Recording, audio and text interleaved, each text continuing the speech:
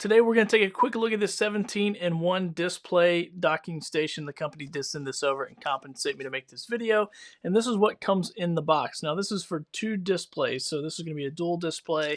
It does come with a driver here on the thumb drive that's for a software called DisplayLink, which you'll need for this to do the dual display. You also have a USB-C to USB-C cable along with an adapter, a USB-C to USB-A.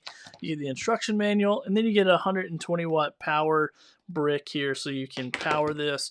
Now on the front of it you have two 10 gigabytes per second USB-C ports, and then two 5 gigabyte per second USB-A ports, and then you have SD and TF, so a regular SD card and a micro SD card, headphone out, and then 2 of your USB 2.0 USB-A's. So that's what you get there. Along with the power button there as well. I don't know if I mentioned that. And then on the back, you get the DC in, which is where you're going to plug in the power brick. Then this is going to run to your host computer right there with the USB-C. And then you have your Ethernet, and then 2 display ports, 1 and 2. This is going to be HDMI or DP or a combination of the 2. And then 2 more USB 2.0 USB-A's right there. So, and then here's the feet on the bottom. Really good quality build, a little bit of weight to it as well. So nice look and nice design, especially if you're just putting this on your desk. So I'm going to go ahead and connect all this and show that to you.